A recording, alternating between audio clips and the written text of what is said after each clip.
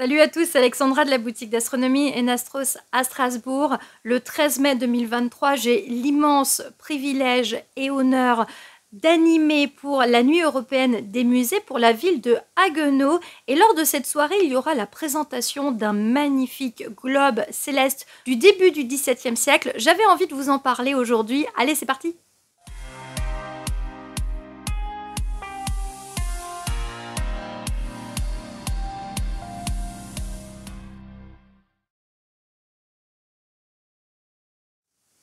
Alors, lorsqu'on parle de globe céleste, on ne parle pas seulement d'un objet de décoration ou d'un globe qui va se retrouver en musée, mais bien d'une représentation globale du ciel étoilé. Et parmi les premiers concepteurs de globes célestes, on est au niveau de l'Antiquité. On pourrait parler de Anaximandre de Milet, également de Eudoxe de Cnide, ou même de Archimède. Bien sûr, c'est Ptolémée qui expliqua comment fabriquer un globe dans son livre L'Almageste qu'il a écrit au IIe siècle après Jésus-Christ. Il a même été retrouvé des globes chinois de la même période sur lequel on va retrouver 28 constellations représentées. Il faut attendre quelques siècles pour que les techniques de fabrication des globes se développent et se démocratisent. Juste après l'invention de l'imprimerie, on se retrouve au XVIe siècle avec les premiers globes terrestres, dont le plus célèbre réalisé en 1541 par Gérard de Crémer, ou plutôt Gérard Mercator. Vous avez déjà peut-être dû entendre parler de ce nom puisqu'il a donné son nom à la projection cartographique de la Terre dite cylindrique que l'on nomme la projection Mercator. Alors, Mercator a réalisé plusieurs globes, généralement par paire, un globe terrestre, un globe céleste. Le premier donc 1541 et le premier globe céleste qu'il a réalisé, on est en 1551. Je suis tombée lors de mes recherches sur la restauration de deux magnifiques globes de Mercator qui se situent à l'université de Lausanne. Je vous mets en descriptif le lien de la vidéo, c'est fascinant, ils sont superbes et finalement ils ressemblent assez au globe de Haguenau. Ce qui est assez marrant, après la réalisation des globes de Mercator, on se retrouve avec au XVIIe siècle, des manufactures de plus en plus nombreuses de réalisation de globes terrestres et célestes, principalement aux Pays-Bas. Et c'est comme ça qu'on va se retrouver avec des cartographes, astronomes, mathématiciens célèbres, dont je vous cite les noms: Frisius, Ortelius, Ondus, les manufactures Van Langren ou même la manufacture de Blaeu, et bien sûr la plus connue à la fin du XVIIe siècle, les globes de Coronelli. Alors les globes de Coronelli, peut-être que vous en avez déjà entendu parler, tout simplement parce que à la BNF, à la Bibliothèque nationale de France, il y a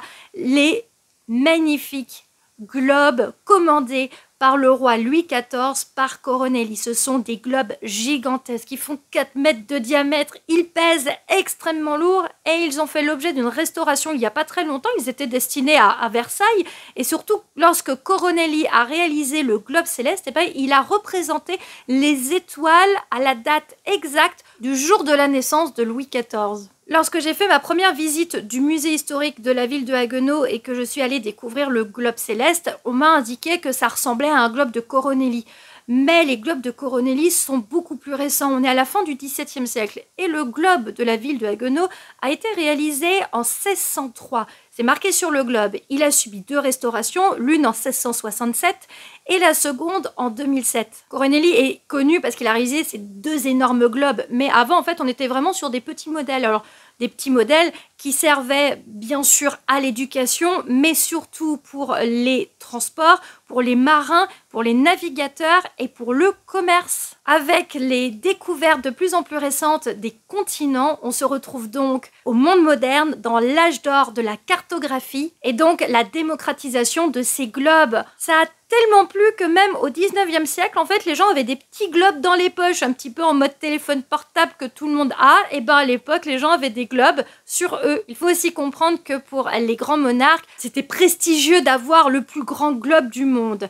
Donc, il a même été réalisé pour différents souverains et monarques, des globes gigantesques. Mais c'est vrai que ceux de Coronelli pour le roi Louis XIV sont quand même relativement connus. Pour ma part, ici à Strasbourg, nous avons un globe de Coronelli situé à l'Observatoire de Strasbourg. Et je vous mets le lien de la vidéo de l'inauguration du globe, puisqu'il a été restauré il y a quelques années. Et comme je fais partie des donateurs, j'ai mis une petite somme pour la restauration.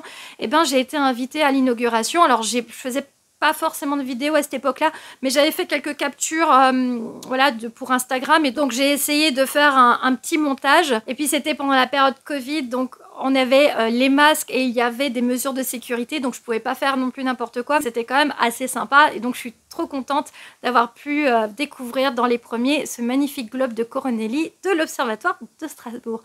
Il n'y a pas beaucoup de globes qui sont recensés en Europe, donc c'est un immense honneur pour l'Alsace et pour la ville de Haguenau de posséder un globe aussi beau que celui-ci. Il est exceptionnel. Plus j'ai fait de recherches et plus je me suis rendu compte en fait qu'il était unique. Vraiment unique au monde. Je n'ai pas vu de globe similaire à celui-ci, puisqu'en fait on ne sait pas qui a réalisé ce globe. D'habitude, sur les globes, on a toujours la manufacture qui est inscrite. Mais là, on a seulement des lettres pour les différentes choses qui ont été faites. Donc pour la réalisation du globe, pour la position des étoiles, pour la colorisation des étoiles, donc la dorure. Il n'y a pas de nom. Donc finalement, la création de ce globe reste un mystère. Moi, j'ai essayé un petit peu. Alors, je suis pas spécialiste, donc bon, je m'attendais pas à trouver quelque chose, pas plus que d'autres. Mais par contre, j'ai quand même fait quelques recherches. D'abord, je me suis arrêtée effectivement au début du XVIe siècle, parce que je me suis dit, Coronelli, c'est trop tard. Donc, je suis remontée un petit peu plus tôt. C'est là où je suis tombée sur les célèbres globes de Mercator, dont cette vidéo dont je vous ai parlé avant, et puis surtout tous les globes un petit peu de Mercator qui existent. Il n'y en a vraiment pas beaucoup, ils sont superbes. Et puis je suis remontée, j'ai essayé de remonter un petit peu plus haut. Et c'est là où je suis remontée, dans la première partie du XVIe siècle, pour le globe de Johannes Schöner. Superbe. On retrouve déjà des premiers globes terrestres et célestes, dont les diamètres sont presque similaires à celui de la ville de Haguenau. Alors celui de la ville de Haguenau, il a un diamètre de 43 cm. La structure en bois fait 69,5 cm de hauteur et a une largeur de 62,2 cm. Ça vous donne un petit peu le gabarit, hein. Voilà, c'est pas des énormes globes, mais c'était un petit peu ce qui se faisait à l'époque. J'ai regardé en fait même sur des représentations, des peintures, et je suis tombée sur cette peinture de 1533 qui s'appelle Les Ambassadeurs, qui a été réalisée par Hans Holbein le Jeune. Et si vous remarquez bien, il y a un globe de Schöner dans le fond. Regardez bien la manière dont il a été construit. Lorsqu'on va observer le globe de Haguenau, on peut voir différentes choses. À part sa couleur bleutée qui est superbe, mais ça c'est dû à la restauration. On peut voir la structure en bois, alors c'est toujours un mélange. Alors il faut savoir, les globes étaient construits à l'époque avec donc du bois, du laiton et bien sûr le globe en lui-même. On peut avoir différents matériaux. Et là je trouve quand même que c'est très ressemblant. La structure en bois, on a du détail comme des enroulades. On a aussi le nombre de pieds, il y en a 4. Sur la partie en laiton, on retrouve le cercle pour la précession des équinoxes qu'on ne retrouve pas forcément sur tous les globes. D'ailleurs, la partie en laiton et en métal aurait été réalisée par Jost Miller, dont le nom est gravé dessus. Il est possible que ce soit un serrurier qui habitait à Strasbourg à la même époque. On a aussi les étoiles en doré, on a la représentation des constellations qui est quand même assez imagée. Donc on retrouve également dans l'Almageste de Ptolémée. Et ce qui est super intéressant, lors de la restauration de 2007, à l'intérieur, ils ont trouvé du papier qui appartenait à un livre du XVIe siècle. J'ai essayé aussi de rester dans la zone géographique, hein, bien sûr, parce que bon, on ne pouvait pas aller envoyer des globes partout comme ça dans le monde. Et Schöner, en fait, il vient de Nuremberg. Et Nuremberg, bien sûr, imprimerie, il y en avait une. Parce que après Gutenberg, qui a inventé l'imprimerie, en fait, on va avoir plusieurs entreprises d'imprimerie qui vont se placer dans le sud de l'Allemagne, en Italie, en Angleterre et en France. Et donc je me suis dit, mais si ça se trouve, ça viendrait peut-être de Nuremberg, parce que je trouve que le globe de Haguenau, il est quand même super similaire à celui de Schöner. Dites-moi ce que vous en pensez en commentaire. J'ai quand même fait la liste de tous les peintres des Pays-Bas, allemands. Il y a vraiment beaucoup de noms par rapport aux initiales que l'on retrouve sur le globe de Haguenau. Je n'ai vu aucune coïncidence. Finalement, toutes ces recherches m'ont vraiment permis de mieux découvrir un peu l'histoire des globes. C'est fascinant. Il y a une collection exceptionnelle de globes à l'université de Oxford. En Angleterre, c'est vrai que l'Angleterre reste en fait un des pays qui a fait le plus de... Il y a eu des grandes manufactures de création de globes. Il y a eu les Pays-Bas et il y a eu l'Angleterre. C'est vrai, donc on va retrouver encore des globes là-bas. Et puis beaucoup de globes du 18e et 19e siècle.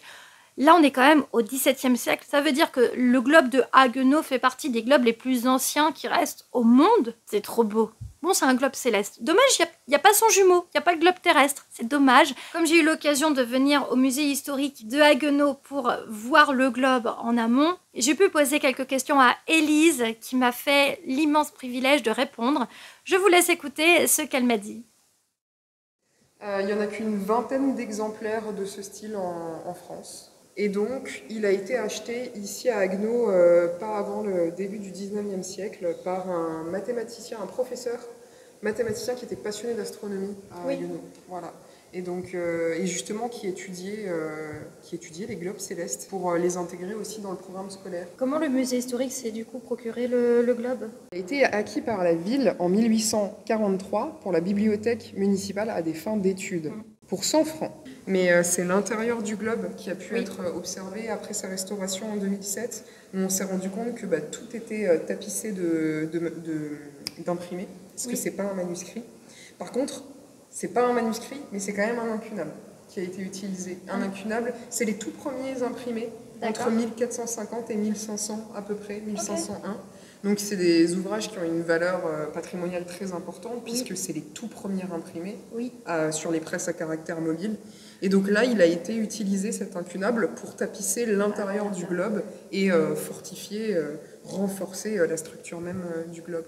Donc ça c'est plus une anecdote historique par rapport à la fabrication du globe. Il a été très très très bien restauré. Oui. Merci. Non mais regardez-moi cette beauté. Wow. Je peux pas le toucher. Regardez comme il est beau. C'est pas tous les jours que l'on peut voir un petit globe comme ça. La restauration est superbe. On voit qu'il avait été cassé. On voit comment il a été réparé. Je crois que le pôle, c'est vraiment le plus impressionnant. Le pôle, en fait, on voit en fait la structure antérieure, on se trouve. Vous arriverez à reconnaître les constellations? Les Gémeaux, la Grande Ourse, Hercule avec la Méduse, le Taureau. Alors, on est toujours sur... tout est à l'envers. La vue de Dieu, c'est la vue par-dessus. Très, très, très, très courant pour les globes.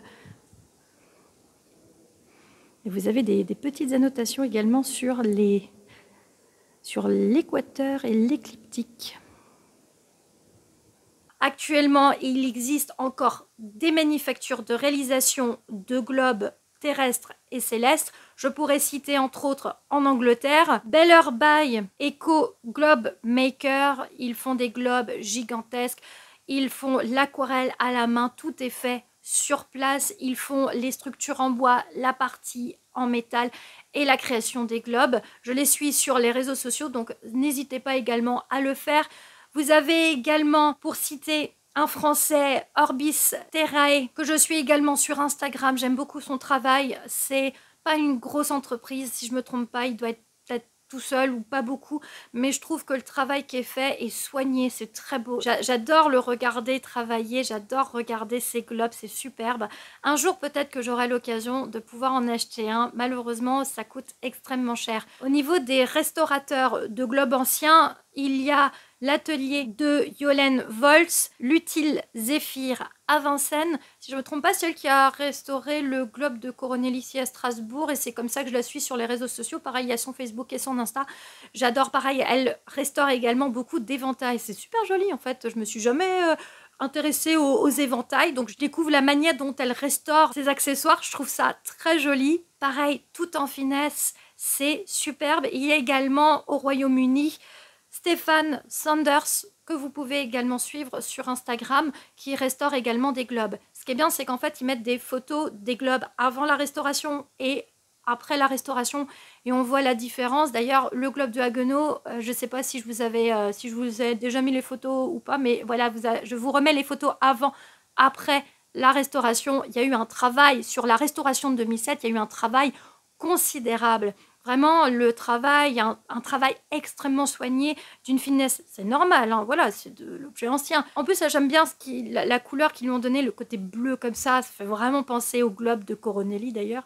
Mais la couleur est super jolie. Il y a du détail, de l'ombrage, des effets, c'est vraiment superbe. Je tiens également à préciser que lorsque vous allez regarder un globe, si vous faites attention, les constellations sont à l'envers. Et oui, puisqu'en fait, il faut imaginer que la Terre est au centre du globe et que vous regardez l'extérieur, ce qu'on appelle la vue de Dieu. Donc lorsque vous regardez un globe céleste, eh ben, vous regardez comme les dieux regardent le ciel et la Terre au milieu de toutes ces étoiles. Il faut aussi remettre dans le contexte, quand les premiers globes terrestres ont été réalisés, on n'avait pas encore prouvé que la Terre n'était pas au centre du système solaire.